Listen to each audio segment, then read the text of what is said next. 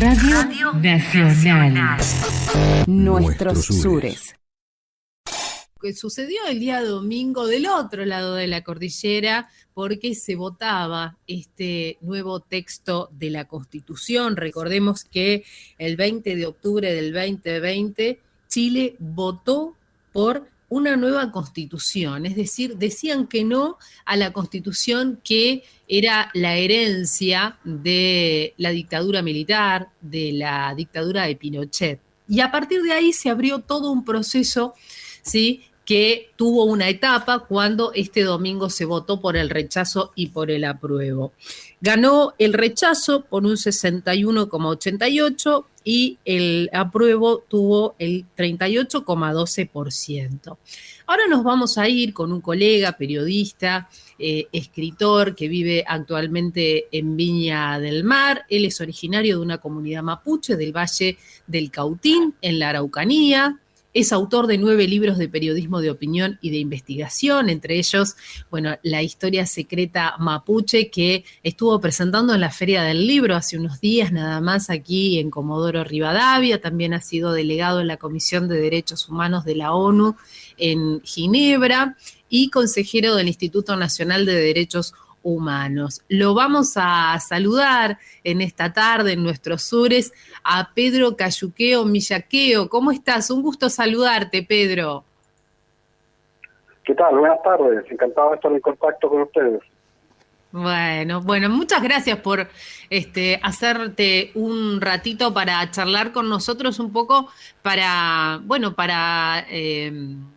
ver cuáles son los primeros análisis, ¿no?, que se pueden hacer del resultado del domingo. Bueno, lo primero es una sensación generalizada de sorpresa.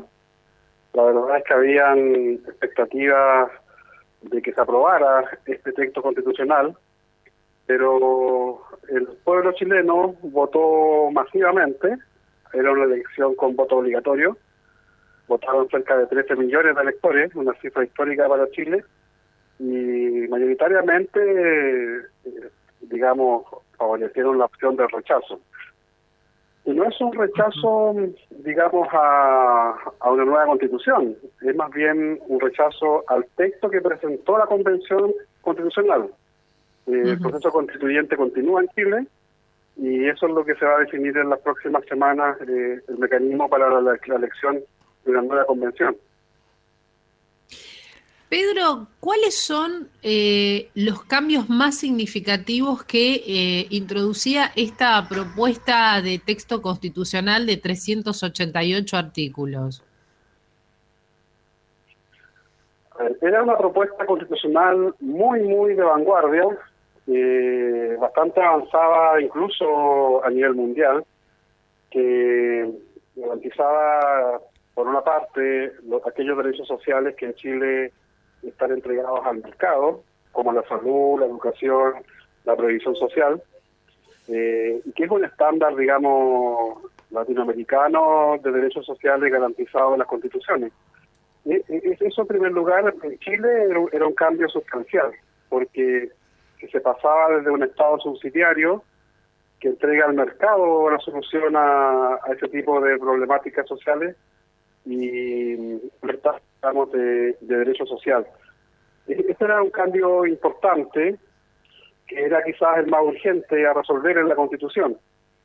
Pero se añadió a ese cambio importante otra serie de derechos que son ya de vanguardia, que quizás no fueron comprendidos por la ciudadanía.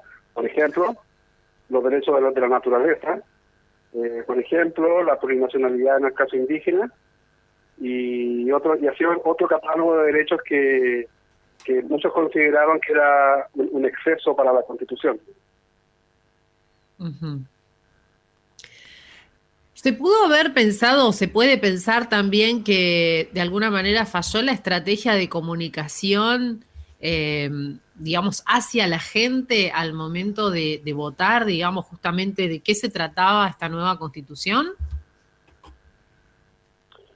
Sí, pero culpar, a los grandes medios que hicieron campaña evidente por el rechazo, culpar digamos, a los sectores del rechazo que tuvieron gran cantidad de fondos multimillonarios para hacer campaña, sería en cierta parte esquivar el bulto. Ajá. ¿Y esquivar el bulto en qué sentido? En el sentido de que hubieron errores que se cometieron por parte de la convención que no son responsabilidad de los opositores a ella. Hubo mucho de catarsis en el trabajo de la convención, hubieron espectáculos bastante incluso vergonzosos en su minuto por parte de algunos convencionales, que a la sociedad chilena, por definición, bastante moderada y conservadora en cierto aspecto, digamos que le causaron un gran choque cultural incluso.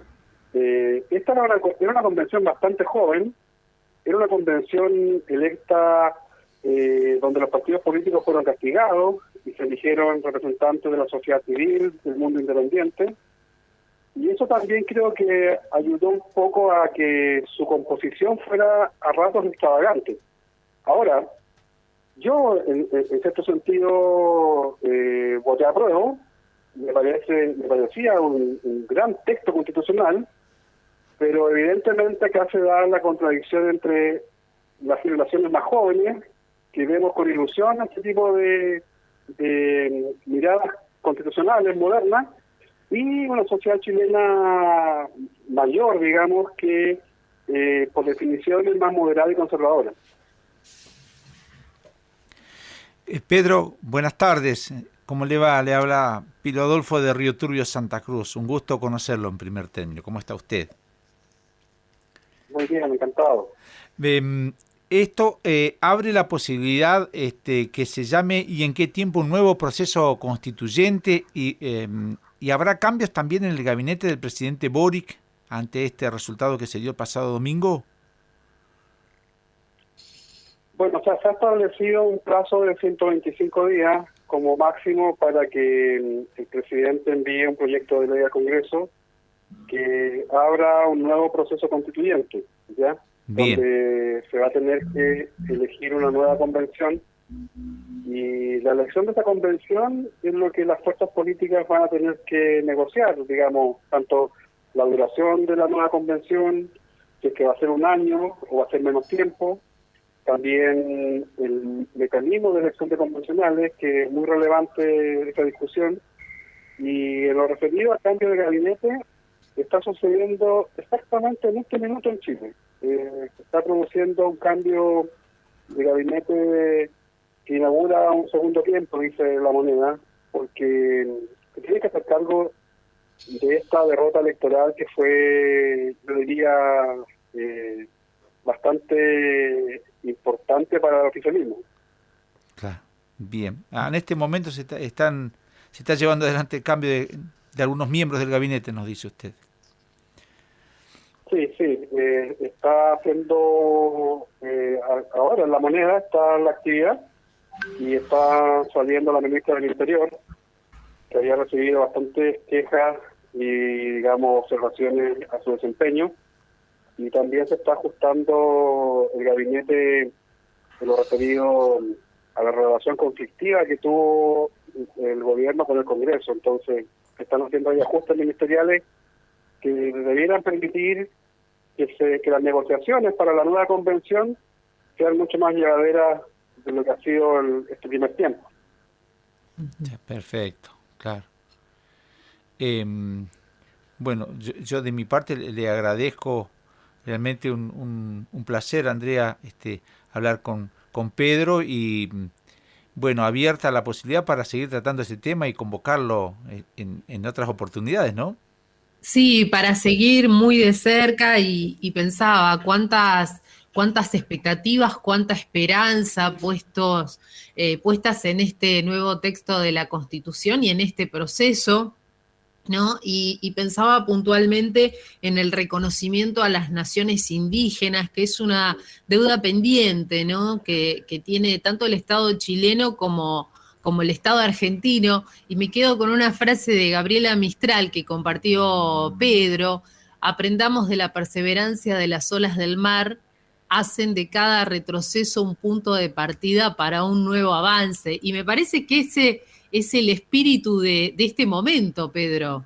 Sí, sí, no hay que ser tan catastrófico con lo que ha sucedido, porque no está en cuestión el proceso constituyente chileno, que va a continuar. ¿Ya? El plebiscito del año pasado, que determinó que Chile dejaba atrás la constitución de Pinochet, ya marcó una ruta. Entonces ahora se rechazó un texto que presentó la convención y se va a trabajar un nuevo texto en una nueva convención. Pero hay temas mínimos que ya están instalados: los derechos sociales, el reconocimiento de los pueblos indígenas, la paridad de género. En el caso indígena en particular, me parece que quizás fue poco inteligente el caer en maximalismo, como por ejemplo el Estado plurinacional, que es una absoluta novedad para el caso chileno, donde el nacionalismo chileno es bastante fuerte, y hay una idea de Estado-nación de hace 2 siglos que está muy enraizada en la sociedad chilena.